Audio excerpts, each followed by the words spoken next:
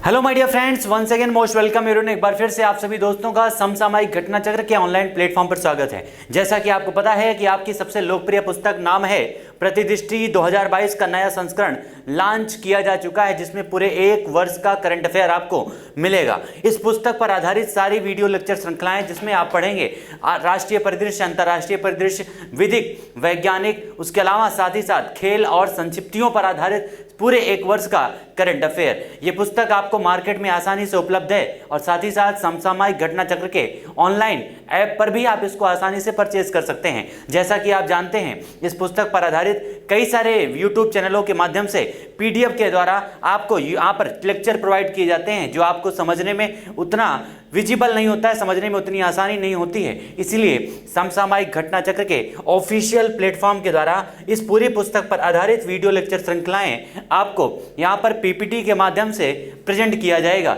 जो आपके लिए समझने में काफ़ी आसानी रहेगी और आसानी से आप इसको पढ़ सकते हैं। इसी के साथ आज के सेशन में हम लोग शुरुआत करते हैं अपने संक्षिप्तियाँ परिदृश्य के साथ में। तो दोस्तों, आज के परिदृश्य में हम लोग डिस्कस करने वाले हैं संक्षिप्तियों पर आधारित अपने पार्ट 2 के बारे में। यानी जो भी मोस्ट इंपॉर्टेंट पॉइंट हैं आपके पार्ट 1 में हमने डिस्कस किया है और आपके मैक्सिमम नंबर हमने आपको पहले भी बताया था कि इसी संक्षिप्तियां जो चैप्टर आपका है, जो टॉपिक है, इसी पर आधारित है आपके मैक्सिमम क्वेश्चन और यहीं से आपके सबसे ज़्यादा क्वेश्चन बनते हैं एग्जाम में, याद रखिएगा। ठीक है, तो पार्ट 1 कंप्लीट किया जा चुका है। एक बार जिन लोगों ने नहीं देखा है जरूर जाके देख लीजिएगा। और आज हम बढ़ेंगे अपने पार्ट 2 की तरफ संक्षिप्तियों पर आधारित। ठीक है, चलिए संक्षिप्तियों में पार्ट 2 में सबसे पहला हमारा जो टॉपिक है उसका नाम है महत्वपूर्ण स्थल।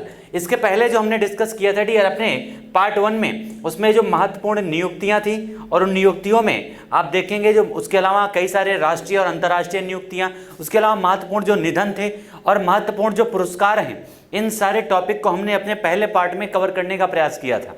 ठीक है, आज का पहला हमारा टॉपिक है महत्वपूर्ण स्थल, वो चाहे राष्ट्रीय स्तर के हों या फिर अंतर्राष्ट्रीय स्तर को। सबसे पहले हम लोग शुरू करेंगे राष्ट्रीय स्थलों से, जिसका नाम है गांधीनगर। गांधीनगर है कहाँ? गुजरात में, अहमदाबाद। ठीक है, और यहीं पर जो है अभी हाल ही में गुजरात में प्रधानमंत्री जी के द्वारा इस शहर में गिफ्ट सिटी, कहाँ पर एक सिटी है गुजरात में, international finance tech city, gift city में भारत के पहले अंतर्राष्ट्रीय बुलियन एक्सचेंज यानी India international bullion exchange IIBX का शुभारंभ किया गया है। याद रखिएगा, ये मोस्ट इंपॉर्टेंट है। जो आपका बुलियन, यहाँ पर बुलियन एक्सचेंज का शुभारंभ कहाँ पर किया गया है? तो गांधीनगर गुजरात में ये आपका शुभारंभ किया गया है। और इसके अलावा प्रधानमंत्री ने अंतर्राष्ट्रीय वित्तीय सेवा केंद्र प्राधिकरण के मुख्यालय भवन की भी आधारशिला रखी है इसी गांधीनगर में। ठीक है, आपको तो याद है गुजरात में एक प्रकार से करंट अफेयर की भरमार लगी हुई है, क्योंकि गुजरात में ही आपकी बन्नी भैंस के बछड़े ने जन्म दिया है। उसके अलावा इसी गुजरात में आपकी स्टैच्यू ऑफ यूनिटी की स्थापना की गई है। इसी गुजरात में गांधी जी की एक कुल्हड़ की प्रतिमा बनाई गई है। यहीं गुजरात में आपके हनुमान जी की 108 फीट की ऊंची प्रतिमा का निर्माण किया गया है। खेल महाकुंभ की शुरुआत गुजरात में किया गया है। तो स्टील रोड भी कहाँ पर बन रही है? तो इसी गुजरात के सूरत में बनाया जा रहा है। ठीक है, माँ उमिया धाम परियोजना कहाँ पर शुरू किया गया? तो ये भी गुजरात में। सारे मोस्ट इंपॉर्टेंट पॉइंट हैं गुजरात से संबंधित। दूसरा हमारा है हिमाचल प्रदेश। हिमाचल प्रदेश जो है ये राज्य व्हीकल लोकेशन ट्रैकिंग डिवाइस को इमरजेंसी रिस्पांस सपोर्ट सिस्टम से जोड़ने वाला भारत का पहला राज्य बन चुका है। व्हीकल लोकेशन ट्रैकिंग डिवाइस को जो है इंटरनेशनल रिस्पांस सपोर्ट सिस्टम, यानी एक प्रकार से इमरजेंसी पर आपका जो है ये location tracking device automatic on हो जाएगा और इस प्रकार की पद्धति को चालू करने वाला हिमाचल प्रदेश पहला राज्य बन चुका है भारत का। याद रखिएगा, पहला राज्य। दूसरा हमारा है नेक्स्ट बीजिंग। अंतर्राष्ट्रीय स्तर में तो चीन के शहर में विश्व शांति मंच 2022 का 10वां संस्करण जारी किया गया है। कहाँ पर? बीजिंग में। इसी चाइना में आपका शहर है वुहान, जहाँ पर है ADB, जिसमें 4 नए मेंबर जुड़े हैं। नाम है बांग्लादेश, UAE, उरुग्वे और कौन सा? तो मिस्र। इसी आपके चाइना में शहर है जिसका नाम है वुहान, जिसे कोविड-19 महामारी का जन्मदाता कहा जाता है। याद रखिएगा। उसके अलावा नेक्स्ट हमारा है वाराणसी। उत्तर प्रदेश में स्थित इस धार्मिक शहर को संघाई सहयोग संगठन की सांस्कृतिक और पर्यटन राजधानी घोषित किया गया है। किसको घोषित किया गया है? वाराणसी को। इसी वाराणसी में काशी विश्वनाथ कॉरिडोर की स्थापना की जा रही है। काशी विश्वनाथ मंदिर का जीर्णोद्धार किया गया है।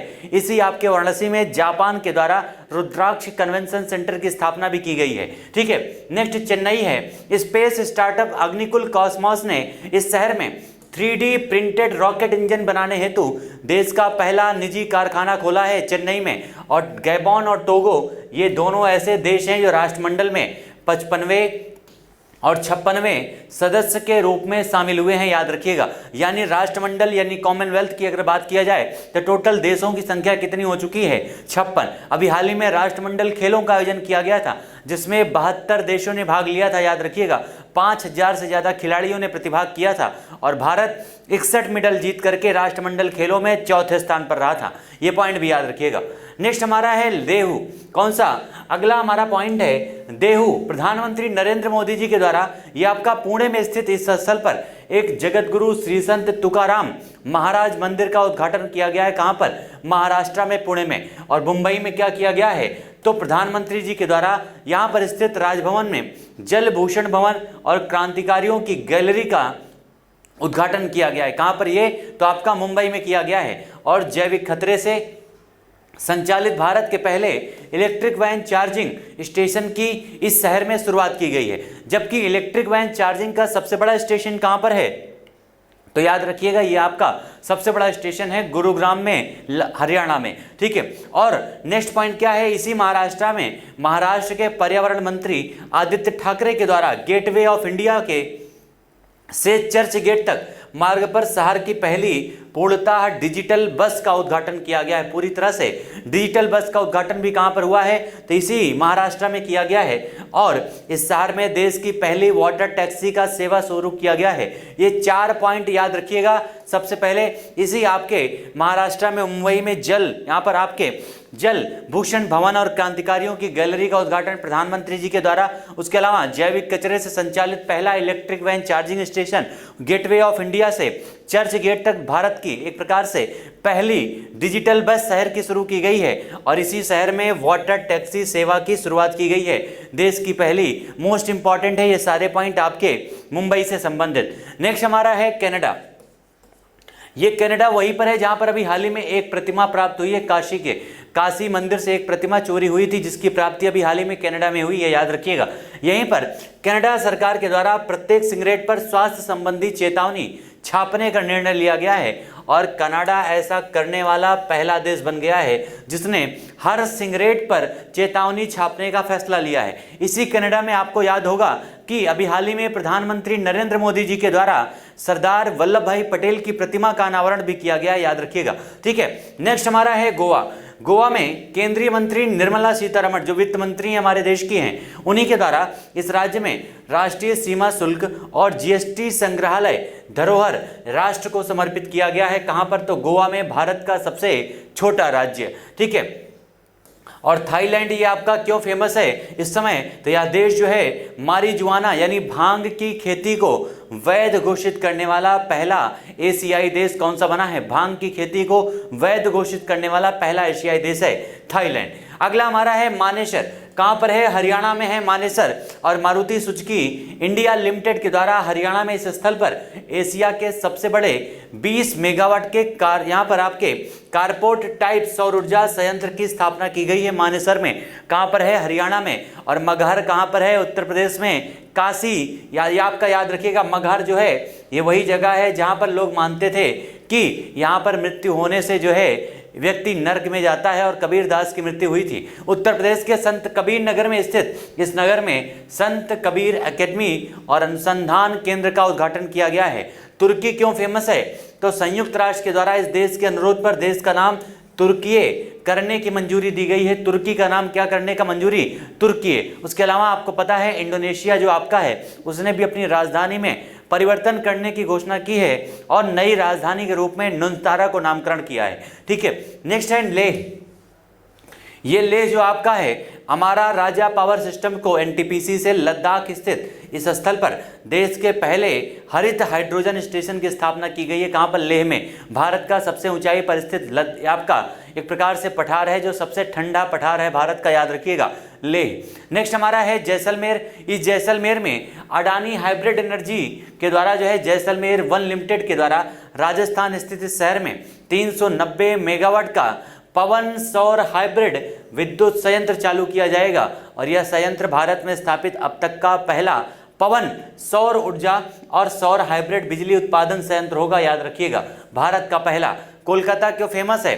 तो यह कोलकाता में स्थित एक शहर जो है आपका, जो पश्चिम बंगाल में स्थित है, जैव विविधता का विस्तृत रजिस्टर तैयार करने वाला देश का पहला मेट्रो शहर बन चुका है।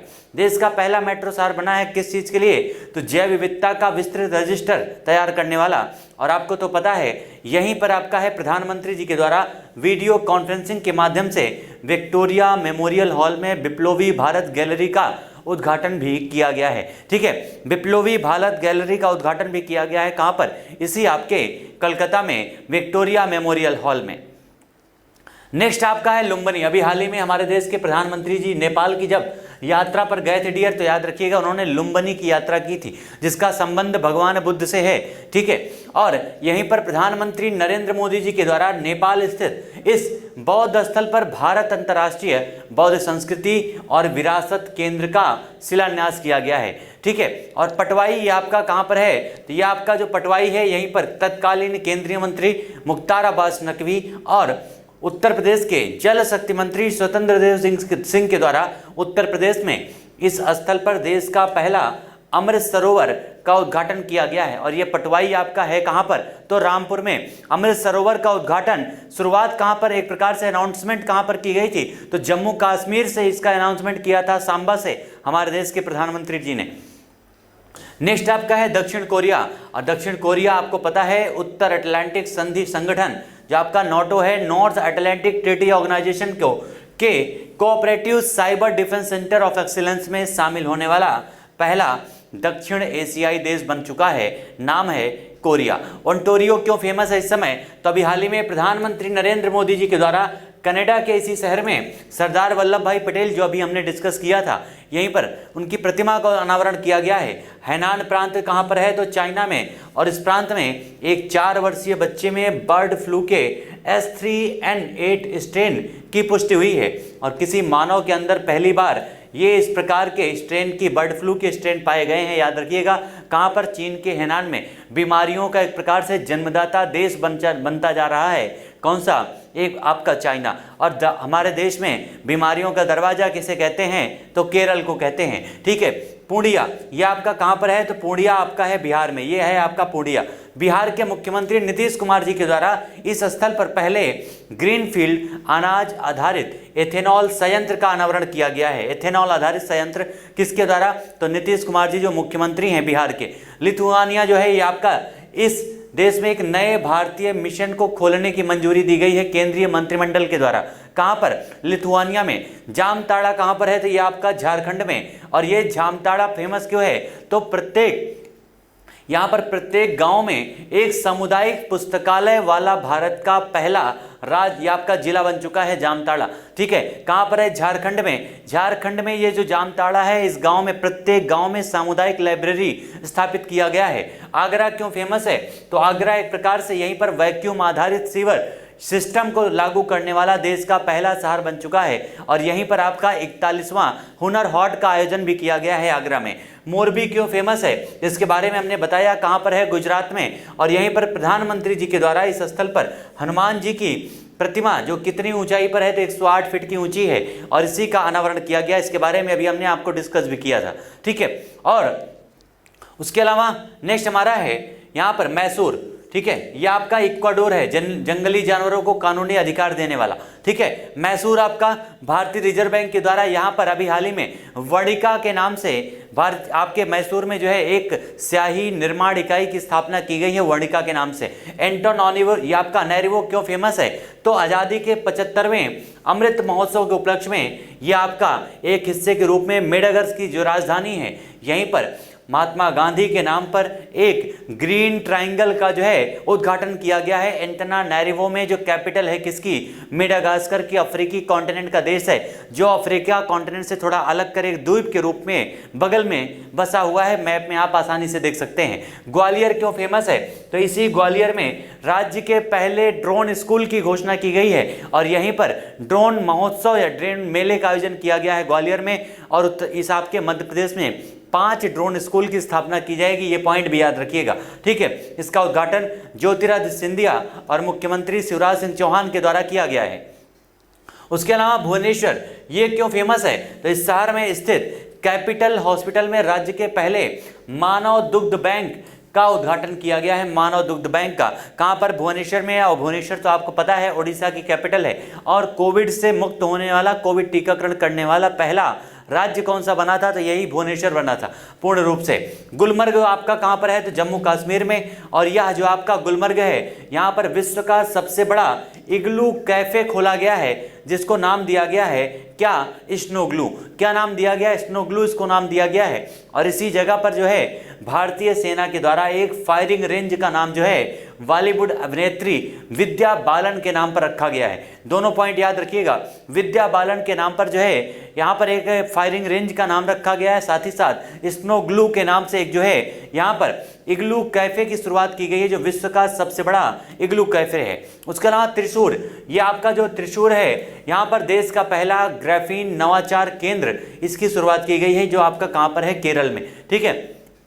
केरल में त्रिशूर को जो है आपका पहला ग्राफीन नवाचार केंद्र की शुरुआत की गई है। नेक्स्ट हमारा है नुनस्तारा, जो अभी आपको हमने बताया था इंडोनेशिया की संसद के द्वारा जकार्ता के स्थान पर नई कैपिटल बनाने का प्रस्ताव नुनस्तारा को दिया गया है। जेरी गांव कहां पर है, तो जेरी गांव आपका है जम्मू कश्मीर में। और यह जेरी गांव इस आपका रियासी जिले में स्थित इस गांव में केंद्र शासित प्रदेश का पहला दूध गांव यहां पर इसको घोषित किया गया है, जेरी गांव को। कुंभलंगी कहां पर है, तो केरल में। और यह एक प्रकार से भारत की पहली सैनिटरी नैपकिन से मुक्त होने वाला मुक्त पंचायत बन चुकी है, नाम है कुंभलंगी पंचायत। कहां पर है, तो केरल में। एक प्रकार से सैनिटरी नैपकिन से मुक्त होने वाली पंचायत इसी केरल में। आपको पता है केरल के द्वारा एक प्रकार से पक्षी मैप को जारी किया गया है, याद रखिएगा, ठीक है। नेक्स्ट हमारा है लोंगेवाला। ये लोंगेवाला है कहां पर, तो ये आपका लोंगेवाला है राजस्थान में। और यहीं पर जैसलमेर में भारत पाकिस्तान सीमा पर इस स्थल पर बने खादी के कपड़े से बना विश्व का सबसे बड़ा राष्ट्रीय ध्वज फहराया गया है। खादी के कपड़े से बना सबसे बड़ा राष्ट्रीय ध्वज कहां पर, राजस्थान के जैसलमेर के लोंगेवाला में फहराया गया है। और ये जो ध्वज है 1400 किलोग्राम का है और इसकी 225 फीट लंबाई है और 150 फीट ये चौड़ा है, याद रखिएगा, ठीक है। उसके अलावा नेक्स्ट हमारा है पीलीभीत। कौन सा, उत्तर प्रदेश का पीलीभीत, याद रखिएगा। और ये आपका उत्तर प्रदेश में है और जहां पर अभी हाल ही में 3 दिवसीय बांसुरी महोत्सव का आयोजन किया गया था उत्तर प्रदेश में। और उत्तर प्रदेश में तो आपको पता है गुड़ महोत्सव लखनऊ में मनाया गया था, स्ट्रॉबेरी महोत्सव झांसी में मनाया गया था, केला महोत्सव कुशीनगर में मनाया गया था और काला नमक चावल महोत्सव का आयोजन किया गया था सिद्धार्थनगर में। सारे पॉइंट याद रखिएगा। और उसके अलावा लखनऊ जो आपका है यहाँ पर SGPGI में उत्तर भारत का पहला उद्यमिता केंद्र मेडटेक का उद्घाटन किया गया है। और आपको पता है इसी लखनऊ में रक्षा निर्माण इकाई की स्थापना की गई है और यहीं पर ब्रह्मोस निर्माण इकाई की स्थापना भी कहाँ पर किया गया है, ब्रह्मोस निर्माण इकाई लखनऊ में। नेक्स्ट हमारा है दुबई। कौन सा, दुबई आइन के नाम से आपको तो पता है। दुबई आपका जो है यहीं पर 100% ये आपका कागज रहित पेपरलेस होने वाला विश्व का पहला सरकार कौन सी बनी है, तो दुबई की। सहारनपुर क्यों फेमस है, तो अभी हाल ही में यहाँ पर उत्तर प्रदेश में मां शाकंभरी विश्वविद्यालय की स्थापना का इसका शिलान्यास किया गया है, कहाँ पर, सहारनपुर में। उसके अलावा हिमाचल प्रदेश 100% कोविड-19 टीकाकरण पूरा करने वाला देश का पहला राज्य बन चुका है। 100% टीकाकरण करने वाला देश का पहला राज्य कौन सा बना है, तो नाम है हिमाचल प्रदेश। और इस राज्य की 18 वर्ष से अधिक आयु की 100% आबादी का टीकाकरण किया जा चुका है, ठीक है, 100% आबादी का। अगला नाम है किन्नौर का, संबंधित है हिमाचल प्रदेश से। और यह आपका जो किन्नौर है 18 वर्ष से अधिक आयु के सभी पात्र नागरिकों का 100% टीकाकरण करने वाला देश का पहला जिला बना है अलीगढ़। अलीगढ़ में क्या किया गया है, तो राजा महेंद्र प्रताप सिंह के नाम से जो है राज्य यूनिवर्सिटी, एक प्रकार से यहाँ पर राज्य विश्वविद्यालय की आधारशिला रखी गई है। कहाँ पर, अलीगढ़ में, ठीक है। उसके अलावा यहाँ पर जितने भी आपके महत्वपूर्ण आपके स्थल से संबंधित क्वेश्चन थे, उन सारी चीज़ों को हमने यहाँ पर डिस्कस किया। महत्वपूर्ण स्थलों से संबंधित ये सारे मोस्ट इंपॉर्टेंट पॉइंट थे जो आपके एग्जाम में जरूर आपको देखने को मिलेंगे डियर, और जिनसे संबंधित जो बीच बीच में हमने आपको पॉइंट बताया है वो भी आपके एग्जाम के लिए मोस्ट इंपॉर्टेंट है। अगला नेक्स्ट हमारा जो टॉपिक है उसका नाम है महत्वपूर्ण ऑपरेशन या फिर अभियान। महत्वपूर्ण ऑपरेशन या अभियान, चलिए आइए देखते हैं। महत्वपूर्ण ऑपरेशन में सबसे पहला हमारा है ऑपरेशन नारकोस। कौन सा, ऑपरेशन नारकोस। ये आपका आरपीएफ जो आपका रेलवे सुरक्षा बल है उसके द्वारा नशीले पदार्थों की तस्करी को रोकने के लिए इसका एक प्रकार से अखिल भारतीय स्तर पर इस अभियान को चलाया गया है। और दूसरा हमारा है आज़ादी से अंत्योदय तक अभियान। ये जो आपका आज़ादी से अंत्योदय तक अभियान है, अमृत महोत्सव के तहत एक 90 दिन का अंतर मंत्रालयीय अभियान को लॉन्च किया गया है। कितने दिन का है, तो 90 दिनों का ये अभियान है जिसका उद्देश्य देश भर के 28 राज्यों, केंद्र शासित प्रदेशों के 75 चुने हुए जिलों में 9 मंत्रालयों की 17 योजनाओं का लाभ पहुंचाना इसका प्रमुख उद्देश्य है। उसके अलावा दूसरा हमारा है महत्वपूर्ण सम्मेलन। आपके महत्वपूर्ण ऑपरेशनों में ये भी आपका आ सकता है, जैसे देवी शक्ति आपका ऑपरेशन है जो अफगानिस्तान से भारतीयों को निकालने के लिए लॉन्च किया गया था, और ऑपरेशन गंगा यूक्रेन से भारतीयों को बाहर निकालने के लिए लॉन्च किया गया था, याद रखिएगा, ठीक है। उसके अलावा महत्वपूर्ण सम्मेलन और समारोह कौन सा है, महत्वपूर्ण सम्मेलन और समारोह। अगर इनकी बात किया जाए तो पहला हमारा है विश्व शहर शिखर सम्मेलन 2022। कौन सा, विश्व शहर शिखर सम्मेलन 2022। ये आपका कहां पर हुआ है, तो सिंगापुर में इसका आयोजन किया गया है। किसी भी सम्मेलन से संबंधित मोस्ट इंपॉर्टेंट पॉइंट उसके थीम और उसका आयोजन है कि कहां पर हुआ है, ठीक है। तो कहां पर, सिंगापुर में आयोजन किया गया है 31 जुलाई से अगस्त 2022 तक। इसका जो थीम है या मुख्य विषय है क्या है, यहाँ पर liveable and sustainable cities emerging stronger, इसका मुख्य विषय है। दूसरा G20 शेरपा बैठक 2022, इसका आयोजन कहाँ किया गया है, तो आपको तो पता है, हमने आपको बताया भी था कई बार कि G20 का आयोजन 2021 में कहाँ पर हुआ था, तो इटली में, ठीक है। 2022 में इसकी अध्यक्षता कौन कर रहा है, तो इंडोनेशिया, यहाँ पर बाली में आयोजन किया जा रहा है। और 2023 में इसकी अध्यक्षता कौन करेगा, तो भारत करेगा, याद रखिएगा, इंडिया करेगा जम्मू कश्मीर में, ठीक है।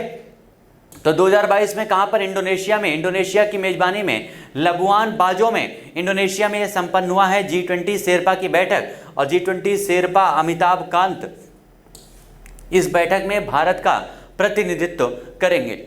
नेक्स्ट हमारा है G20 की विदेश मंत्रियों की बैठक। तो G20 से संबंधित जितनी भी बैठक होंगी इस पूरे वर्ष में वो आपकी इंडोनेशिया में होंगी, याद रखिएगा, ठीक है। इसका आयोजन 7 से 8 जुलाई तक, और विषय क्या है, building a more peaceful stable and prosperous world together, इसका मुख्य विषय है। नेक्स्ट हमारा है मिनी डिफेंस एक्सपो 2022, कहां पर आयोजन हुआ है, कोलकाता में। पश्चिम बंगाल में पहली बार इसका आयोजन किया गया है। मुख्य सचिवों का पहला राष्ट्रीय सम्मेलन कहां पर, तो धर्मशाला हिमाचल प्रदेश में आयोजन किया गया है। और प्रधानमंत्री नरेंद्र मोदी जी के द्वारा इस बैठक की अध्यक्षता की गई है। मुख्य सचिवों का पहला राष्ट्रीय सम्मेलन, ये इंपॉर्टेंट इस वजह से है क्योंकि पहली बार इसका आयोजन किया गया है, ठीक है। भारत आसियान देशों के विदेश मंत्रियों की विशेष बैठक कहां पर हुई है, तो नई दिल्ली में इसका आयोजन किया गया है। साइबर सुरक्षा और राष्ट्रीय सुरक्षा पर राष्ट्रीय सम्मेलन विज्ञान भवन नई दिल्ली में आयोजन किया गया है। उसके अलावा 12वां WTO मंत्री स्तरीय सम्मेलन कहां पर हुआ है, तो ये आपका जिनेवा स्विट्जरलैंड में। WTO का है तो WTO के ज़्यादातर सम्मेलन वहीं पर होते हैं जहां पर उसका हेडक्वार्टर है जिनेवा स्विट्जरलैंड में, ठीक है। संस्करण कौन सा है, 12वां, और इसमें यह कजाकिस्तान की सह मेजबानी में आयोजित किया गया है। पहला राष्ट्रीय महिला विधायक सम्मेलन कहां पर, तिरुवनंतपुरम केरल में, मोस्ट इंपॉर्टेंट है। और अभी हाल ही में यह क्वेश्चन आपका पूछा भी जा चुका है एग्जाम में, ठीक है। भारत ड्रोन महोत्सव 2022 ये कहां पर हुआ है, तो नई दिल्ली में। और पहला ड्रोन मेले का आयोजन कहां पर हुआ है, तो ग्वालियर में, ठीक है। पेरिस बुक फेस्टिवल, तो पेरिस है कहाँ पर? फ्रांस में। पेरिस में इसका आयोजन किया गया है और इसमें भारत को मुख्य अतिथि देश के रूप में शामिल किया गया था। नेक्स्ट हमारा है राष्ट्रीय संस्कृति महोत्सव। इसका पहला चरण राजमहेंद्रवरम आंध्र प्रदेश में आयोजित किया गया है, जबकि दूसरा और तीसरा चरण इसका कहाँ पर? वारंगल और हैदराबाद में आयोजन किया गया है, याद रखिएगा। 35वां सूरजकुंड अंतर्राष्ट्रीय शिल्प मेला, बहुत ही फेमस मेला है, कहाँ पर लगता है? फरीदाबाद हरियाणा में। ठीक है, फरीदाबाद हरियाणा के सूरजकुंड में ये आपका मेला लगता है, जो विश्व का सबसे बड़ा शिल्प मेला है, जिसकी थीम क्या है? तो जम्मू कश्मीर राज्य इसकी थीम है। उसके अलावा मेले का भागीदार देश कौन सा है? तो नाम है उज्बेकिस्तान। ये पॉइंट याद रखिएगा, मोस्ट इंपॉर्टेंट है, उज्बेकिस्तान भागीदार है, जम्मू कश्मीर आपका थीम देश रखा गया है इस सूरजकुंड अंतर्राष्ट्रीय शिल्प मेले में। नेक्स्ट हमारा है विंग्स इंडिया 2022। यह आपका नागरिक उड्डयन मंत्रालय के द्वारा एशिया का सबसे बड़ा कार्यक्रम ये आपका है, याद रखिएगा, हैदराबाद में स्थित बेगमपेट हवाई अड्डे पर इसका आयोजन किया गया है। कहाँ पर? हैदराबाद के बेगमपेट हवाई अड्डे पर आयोजन है और इसका मुख्य विषय है भारत @75 विमानन उद्योग के लिए नया क्षितिज, इसका मुख्य विषय है। नेक्स्ट हमारा है मोबाइल कांग्रेस, कहाँ पर? तो 2022 का बार्सिलोना स्पेन में आयोजित किया गया है। वन ओशन समिट फ्रांस के द्वारा इसका संयुक्त राष्ट्र और विश्व बैंक के सहयोग से कहाँ पर? फ्रांस में आयोजित किया गया है। 18वां आपका कचाई लेमन महोत्सव, ये आपका मणिपुर में, मोस्ट इंपॉर्टेंट, कहाँ पर? 18वां कचाई लेमन महोत्सव आपका मणिपुर राज्य के उखरूल जिले के कचाई गांव में ये संपन्न हुआ है, जिसके मुख्य थीम है सुरक्षित पर्यावरण और ग्रामीण परिवर्तन के लिए जैविक कचाई नींबू, यानी organic कचाई lemon for safe environment and rural transformation, इसका मुख्य विषय रखा गया है।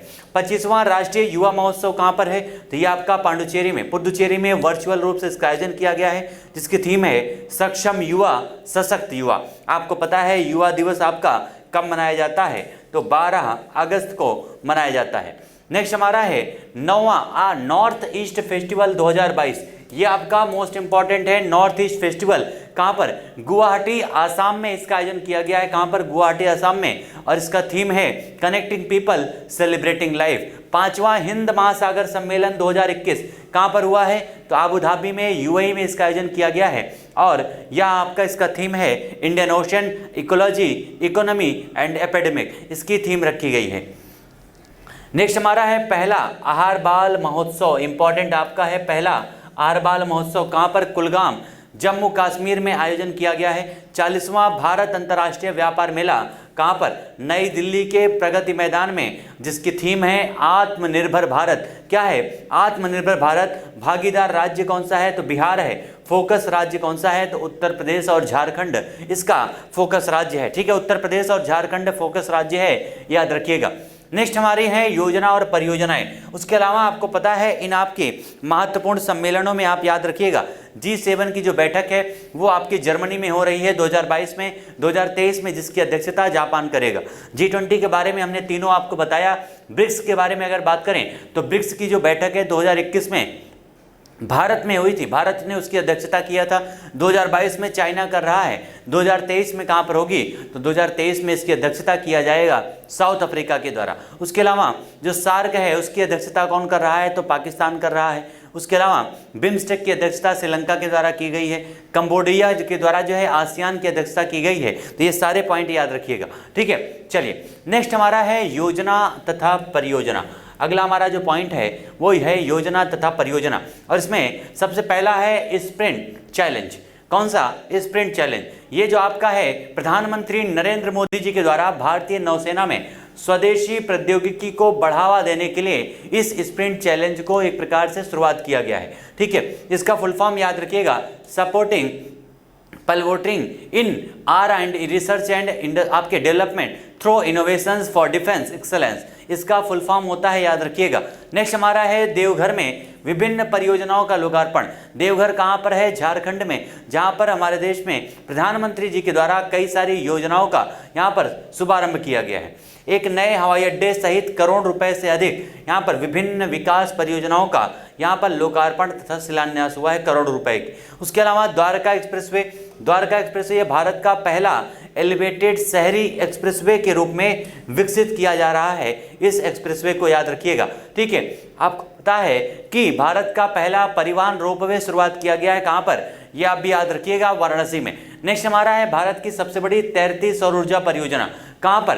तो ये आपके एनटीपीसी के द्वारा रामागुडम तेलंगाना में इसकी शुरुआत की गई है, भारत की इस परियोजना को। और यह सौर संयंत्र की जो है एक प्रकार से सबसे बड़ी सौर ऊर्जा परियोजना है, याद रखिएगा, भारत की। नेक्स्ट हमारा है निपुण परियोजना, यह केंद्रीय मंत्री हरदीप सिंह पुरी के द्वारा दीनदयाल अंत्योदय योजना, राष्ट्रीय शहरी आजीविका मिशन के तहत राष्ट्रीय कौशल विकास निगम की साझेदारी में 1 लाख से अधिक निर्माण श्रमिकों को प्रशिक्षित प्रदान करने के लिए आपकी योजना की शुरुआत की गई, जिसका नाम है निपुण परियोजना। इसका फुल फॉर्म क्या होता है? National initiative for promoting upskilling of निर्माण वर्कर्स, इसका जो है एक प्रकार से मुख्य थीम है। नेक्स्ट हमारा है श्रेष्ठ योजना, श्रेष्ठ स्कीम, जिसका फुल फॉर्म है श्रेष्ठ स्कीम। ये आपका किसके लिए? Resilient education for student in high school in targeted. यह आपका जो एक प्रकार से हाई स्कूल में पढ़ने वाले छात्रों की आवासीय शिक्षा की योजना आपकी है, नाम है श्रेष्ठ योजना। दूसरा हमारा है scholarship form for PM cares children. ये जो आपकी योजना है प्रधानमंत्री जी के द्वारा इसकी शुरुआत की गई है, और इस योजना के तहत प्रतिवर्ष प्रति छात्र 20,000 रुपये का छात्रवृत्ति भत्ता प्रदान किया जाएगा, नाम है scholarship for PM cares children. Next हमारा है श्रेष्ठ जी परियोजना, इसका मतलब क्या है? तो ये आपकी श्रेष्ठ जी परियोजना विश्व बैंक के द्वारा गुजरात में स्वास्थ्य से संबंधित इस परियोजना को कार्यान्वयन हेतु वित्तीय सहायता के रूप में यहाँ पर एक प्रकार से विश्व बैंक के द्वारा मदद मिली है, ठीक है। नाम क्या है? श्रेष्ठ जी परियोजना। नेक्स्ट हमारा है प्रोजेक्ट वर्तक, ये आपका सीमा सड़क संगठन के द्वारा अरुणाचल प्रदेश में स्थित नेपुचू सुरंग का उत्खनन कार्य पूरा किया गया। इसके माध्यम से स्वनिधि से समृद्धि तक ये योजना आपका आवासन और शहरी कार्य मंत्रालय के सचिव मनोज जोशी जी के द्वारा 14 राज्यों और केंद्र शासित प्रदेशों में इसकी शुरुआत की गई है, 126 शहरों में स्वनिधि से समृद्धि तक। नेक्स्ट हमारा है प्रधानमंत्री मुद्रा योजना। इस योजना के 7 वर्ष पूरे हो चुके हैं, याद रखिएगा। इसमें मुद्रा योजना के तहत एक प्रकार से लोन प्रोवाइड किया जाता है 3 श्रेणियों में, ठीक है, ये पॉइंट याद रखिएगा। अगला हमारा है मिशन स्कूल ऑफ एक्सीलेंस परियोजना। ये मिशन स्कूल ऑफ एक्सीलेंस परियोजना क्या है? तो इसकी शुरुआत कहां पर? विश्व बैंक तथा Asian infrastructure invest bank AIIB, याद रखिएगा, AIIB, जिसके उपाध्यक्ष इस समय कौन है? उर्जित पटेल हैं। इन्हीं के द्वारा गुजरात सरकार की इस परियोजना हेतु 7500 करोड़ रुपए का ऋण मंजूरी प्रदान की गई है। अगला हमारा है तेजस कौशल प्रशिक्षण योजना है। एक तेजस क्या है? कौशल प्रशिक्षण योजना है, याद रखिएगा, जिसमें केंद्रीय मंत्री अनुराग ठाकुर के द्वारा विदेश में रह रहे भारतीयों को प्रशिक्षित करने हेतु कौशल भारत अंतर्राष्ट्रीय परियोजना नाम रखा गया है तेजस, इसकी शुरुआत की गई है। दूसरा हमारा है सुजलम 2.0 अभियान। ये एक प्रकार से जो जल शक्ति मंत्रालय संभाल रहे हैं गजेंद्र सिंह शेखावत जी के द्वारा यहाँ पर विश्व जल दिवस के अवसर पर दूसर जल यानी गंदा जल के प्रबंधन के लिए इस योजना को शुरुआत किया गया है, सुजलम 2.0 अभियान। सारथी मोबाइल ऐप क्या है? तो ये भारतीय प्रतिभूति और विनिमय बोर्ड यानी सेबी के द्वारा, security and exchange board of India के द्वारा निवेशकों को शिक्षित करने के लिए यह आपका सारथी मोबाइल ऐप लॉन्च किया गया है। योजना आपकी है। नेक्स्ट हमारा है निरामय। ये आपका राष्ट्रीय स्वास्थ्य मिशन के द्वारा आसाम में इस परियोजना की शुरुआत की गई है। नाम क्या है? निरामय परियोजना। सहाय परियोजना की शुरुआत झारखंड के मुख्यमंत्री हेमंत सोरेन के द्वारा राज्य में खेल और खेल प्रतिभा को एक प्रकार से निखारने के लिए इस योजना की शुरुआत की गई, यानी एक प्रकार से लोगों में खेल के प्रति जागरूकता बढ़ाने के लिए झारखंड में इसकी शुरुआत की गई है। नाम है सहाय, जिसका फुल फॉर्म होता है support action towards harnessing aspiration of youths, इसका फुल फॉर्म है। नेक्स्ट हमारा है काशी विश्वनाथ धाम। अभी हाल ही में प्रधानमंत्री नरेंद्र मोदी जी के द्वारा इस धाम के पहले चरण के निर्माण के लिए 339 करोड़ रुपए का यहाँ पर एक प्रकार से इसका लोकार्पण किया गया है। नेक्स्ट हमारा है महोबा में उत्तर प्रदेश में विभिन्न परियोजनाओं की शुरुआत। इसी महोबा में तो आपको पता है उज्ज्वला 2.0 की शुरुआत की गई है, ठीक है।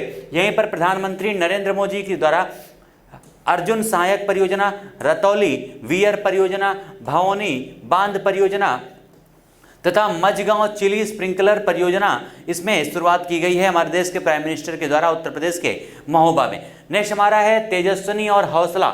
एक प्रकार से महिलाओं के सशक्तिकरण के लिए है तेजस्विनी और हौसला योजना, जिसकी शुरुआत हमारे वित्त मंत्री निर्मला सीतारमण जी के द्वारा 18 से 35 वर्ष तक की आयु की लड़कियों के लिए अपना व्यवसाय शुरू करने के लिए जम्मू कश्मीर बैंक की इन 2 परियोजनाओं को शुरुआत किया गया है। यानी एक प्रकार से जम्मू कश्मीर में महिलाओं के सशक्तिकरण के लिए ये तेजस्विनी और हौसला परियोजना की शुरुआत की गई है।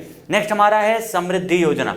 ये आपका इलेक्ट्रॉनिक और सूचना प्रौद्योगिकी मंत्रालय के द्वारा शुरू किया गया है, जिसका फुल फॉर्म क्या है, तो startup accelerators of MeitY for products innovation development and growth. इस योजना का एक प्रकार से शुरुआत किया गया है इलेक्ट्रॉनिक और सूचना प्रौद्योगिकी मंत्रालय के द्वारा। नेक्स्ट हमारा है संघ और संगठन। अगला हमारा कौन सा है, महत्वपूर्ण संघ और संगठन। ये सारी इसके पहले योजनाएं थी जो इंपॉर्टेंट है, आपकी जो नई नई योजनाएं चालू हुई थी, जिनके कुछ वर्ष पूरे हो गए हैं, जो पुरानी योजनाएं थी, लेकिन आज भी उनका प्रभाव बरकरार है। अगला हमारा संघ और आपके एक प्रकार से संगठन है, और पहला है कोटक महिंद्रा बैंक। ये जो आपका बैंक है, ये ई फाइलिंग पोर्टल के साथ में पूरी तरह से एकीकृत होने वाला निजी क्षेत्र का पहला बैंक बन चुका है, कोटक महिंद्रा बैंक। दूसरा हमारा है अडानी समूह। टोटल एनर्जीज के मध्य में साझेदारी हुई है अभी हाल ही में, किसके बीच में, अडानी समूह और टोटल एनर्जीज। यहाँ पर इन दोनों के मध्य में विश्व का सबसे बड़ा हरित हाइड्रोजन पारिस्थितिकी तंत्र बनाने के लिए साझेदारी की गई है। तीसरा हमारा है association of Asian election authorities को। ये आपको पता है जितने भी देश इसमें सदस्य हैं उनके इलेक्शन कमिश्नर इसमें शामिल होते हैं, और यहाँ पर इसमें भारत को सर्वसम्मति से 2022 से 24 तक के लिए इस संस्था का अध्यक्ष नियुक्त किया गया है। देश का 100वां यूनिकॉर्न कौन सा बना है, तो बेंगलुरु में स्थित है आपका नियो बैंक प्लेटफॉर्म, नाम है ओपन। क्या नाम है, ओपन इसका नाम है, जो अभी भारत का 100वां यूनिकॉर्न बन चुका है। और यूनियन बैंक ऑफ इंडिया, यह bank reserve bank of India की पहल खाता एग्रीगेटर इकोसिस्टम पर लाइव होने वाला सार्वजनिक क्षेत्र का पहला बैंक बन चुका है। ठीक है, पहला बैंक बना है, नाम क्या है, यूनियन बैंक ऑफ इंडिया पहला बैंक है। उसके अलावा यूरोपीय संघ भारत व्यापार और प्रौद्योगिकी परिषद का गठन किया गया है। तो याद रखिएगा, प्रधानमंत्री नरेंद्र मोदी की द्वारा तथा भारत की यात्रा पर आई यूरोपियन आयोग के अध्यक्ष नाम है उर्सुला वॉन डेर। ठीक है, इन्हीं के द्वारा जो है इनके बीच वार्ता के दौरान इस परिषद का गठन किया गया है, यूरोपीय संघ भारत व्यापार प्रौद्योगिकी परिषद का। नेक्स्ट है Reliance industries limited. Reliance industries limited ये एक प्रकार से मुकेश अंबानी की कंपनी है, जिसमें अब नए इसके हेड कौन बन चुके हैं, तो नाम है आकाश अंबानी। इसमें ये आपका जो जियो है उसके नए हेड कौन है, आकाश अंबानी, याद रखिएगा। और मुकेश अंबानी की यह कंपनी 19 लाख करोड़ रुपए का बाजार पूंजीकरण हासिल करने वाली पहली भारतीय कंपनी बन चुकी है। और भारतीय काजू अनुसंधान संस्थान, ये नरेंद्र तोमर जी के द्वारा, जो कृषि मंत्री हैं, उन्हीं के द्वारा आज़ादी के अमृत महोत्सव के अंतर्गत कर्नाटका में एक जगह है पुत्तूर, वहाँ पर इस संस्थान के रजत जयंती भवन का लोकार्पण किया है, नाम है भारतीय काजू अनुसंधान संस्थान। नेक्स्ट हमारा है राष्ट्रीय खनिज विकास निगम लिमिटेड। ये आपका जो है कंपनी 40 मिलियन टन से अधिक लौह अयस्क का उत्पादन करने वाली देश की पहली कंपनी बन गई है, नाम क्या है, NMDC यानी राष्ट्रीय खनिज विकास निगम लिमिटेड। CIL के बारे में अगर बात करें यानी कोल इंडिया लिमिटेड, तो भारत सरकार की यह महारत्न कंपनी जो है, भारत की सबसे भरोसेमंद सार्वजनिक क्षेत्र की कंपनी के रूप में इसको पुरस्कृत किया गया है, CIL को। भारत में G20 सचिवालय की स्थापना, G20 सचिवालय, क्योंकि 2023 में भारत G20 की अध्यक्षता भी करेगा। ठीक है, तो भारत में G20 सचिवालय की स्थापना की गई है, याद रखिएगा। ठीक है, नेक्स्ट हमारा है Dabur India limited. Dabur India limited के द्वारा आयुर्वेदिक उत्पाद निर्माता जो कंपनी है, 100% प्लास्टिक कचरा न्यूट्रल कंपनी बनी है डाबर इंडिया लिमिटेड, और यह उपलब्धियां हासिल करने वाली पहली भारतीय FMCG कंपनी बन चुकी है। ठीक है, डाबर इंडिया लिमिटेड पहली कंपनी बनी है पूरी तरह से एक प्रकार से प्लास्टिक कचरा न्यूट्रल। साथ ही साथ इसी डाबर के द्वारा ही हिमाचल प्रदेश में पर्यावरण संरक्षण के लिए भी कार्य किया जा रहा है। नेक्स्ट हमारा है TVS मोटर। यह जो है कंपनी संयुक्त राष्ट्र ग्लोबल कॉम्पैक्ट में शामिल होने वाली पहली भारतीय दोपहिया वाहन निर्माता कंपनी बनी है, TVS। उसके अलावा नेक्स्ट आपके संधि और समझौते, महत्वपूर्ण जो संधि और समझौते हुए हैं अलग अलग देशों के बीच में, उनके बारे में अगर बात किया जाए तो सबसे पहला समझौता है किसके बीच में, भारत और यूनाइटेड किंगडम के बीच में। इन दोनों देशों के बीच में उच्च शिक्षा संस्थानों में छात्रों की आवाजाही और शैक्षणिक सहयोग को सुविधाजनक बनाने के लिए यहाँ पर समझौता ज्ञापन पर हस्ताक्षर किया गया है। किसके बीच में, भारत और यूनाइटेड किंगडम के prime minister Boris Johnson Gujarat में आए थे। आपको पता है गुजरात में उनका आगमन हुआ था। उसके बाद उन्होंने कई सारी चर्चाएं और भारत के साथ महत्वपूर्ण समझौते भी किए थे। नेक्स्ट है भारत नामीबिया के मध्य में समझौता। तो कौन सा समझौता हुआ है, तो दोनों के मध्य में वन्य जीव संरक्षण और सतत जैव विविधता उपयोग यानी चीता संरक्षण संबंधी समझौते पर हस्ताक्षर किया गया है। अगला है एनटीपीसी आरईएल जीएसीएल के मध्य में समझौता किया गया है। यहाँ पर जो आपका जो समझौता हुआ है ये अक्षय ऊर्जा में सहयोग करने के लिए और हरित मेथनॉल परियोजनाओं की स्थापना करने के लिए और पहली व्यावसायिक स्तर की हरित अमोनिया और हरित एथेनॉल परियोजना की स्थापना और साथ ही साथ अक्षय ऊर्जा में सहयोग करने के लिए गुजरात अल्कनीज एंड केमिकल लिमिटेड के साथ में नई दिल्ली में ये आपका समझौता किया गया है एनटीपीसी और आरईएल के द्वारा। ठीक है, उसके अलावा भारतीय वायुसेना विरासत केंद्र की स्थापना हेतु समझौता किसके बीच हुआ है, तो ये आपका चंडीगढ़ में इस केंद्र की स्थापना की जाएगी, भारतीय वायुसेना विरासत केंद्र, और इसके लिए केंद्र शासित प्रदेश चंडीगढ़ और भारतीय वायुसेना के बीच में ये समझौता किया गया है। नेक्स्ट हमारा है भारत सेनेगल के बीच समझौता।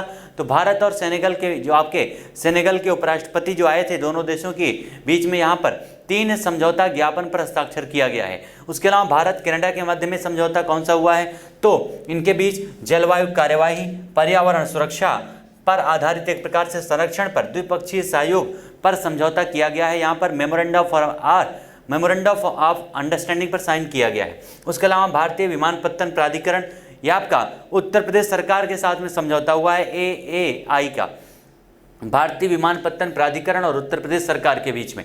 ठीक है, इसके लिए दोनों के मध्य वर्षों की अवधि हेतु यहाँ पर उत्तर प्रदेश सरकार के स्वामित्व वाले हवाई अड्डों के संचालन के लिए प्रबंधन के लिए समझौता किया गया है। इन हवाई अड्डों में कौन कौन सा है, अलीगढ़ हवाई अड्डा, आजमगढ़, चित्रकूट, मेयरपुर, श्रावस्ती इत्यादि, ये सारे हवाई अड्डे इसके अंतर्गत आते हैं, जहां पर एक प्रकार से उसके प्रबंधन के लिए उत्तर प्रदेश सरकार और भारतीय विमानपत्तन प्राधिकरण के बीच में यह समझौता हुआ है।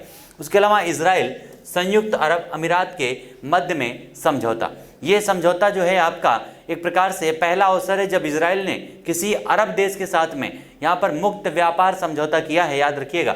ठीक है, मुक्त व्यापार समझौता इजराइल के द्वारा किसके साथ, यूएई के साथ में। उसके अलावा नागचला में ग्रीनफील्ड हवाई अड्डे के विकास हेतु समझौता, ये किसके बीच हुआ है, तो ये आपका नागचला है कहाँ पर, तो हिमाचल प्रदेश में, यानी ये समझौता हिमाचल प्रदेश और साथ ही साथ नागरिक उड्डयन मंत्रालय के बीच किया गया है। नीति आयोग और यूनिसेफ इंडिया के मध्य में समझौता किया गया है।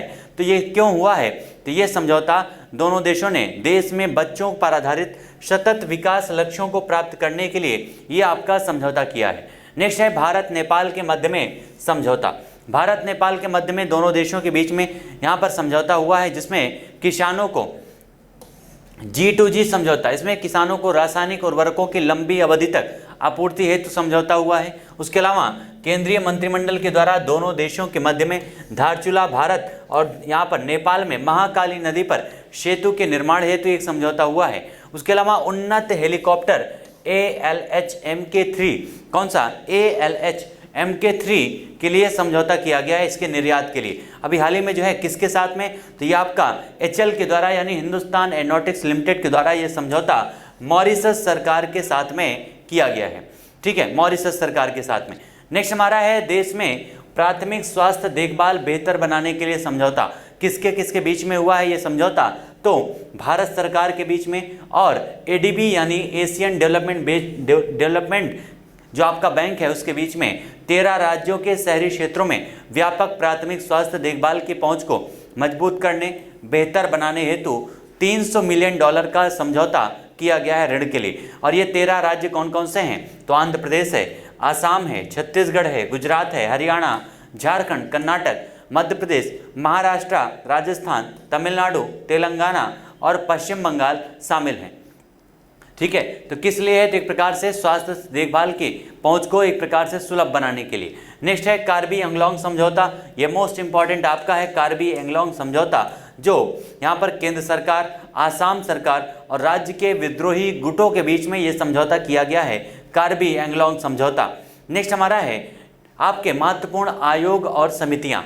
अगला हमारा जो पॉइंट है महत्वपूर्ण आयोग और समितियों से संबंधित है, यानी जो नई नई आयोग बनाए गए हैं या नई समितियों के द्वारा कोई फैसले दिए गए हैं तो उनके बारे में इस आपके टॉपिक में चर्चा करेंगे। ठीक है, महत्वपूर्ण आयोग और समितियां। सबसे पहले एमएसपी, सबसे पहला पॉइंट है एमएसपी को अधिक प्रभावी बनाने हेतु एक समिति, अभी हाल ही में इसका गठन किया गया है, जिसकी अध्यक्षता कौन करेगा, तो कृषि सचिव, पूर्व कृषि सचिव रह चुके हैं, नाम है संजय अग्रवाल के द्वारा इस समिति की अध्यक्षता की जाएगी।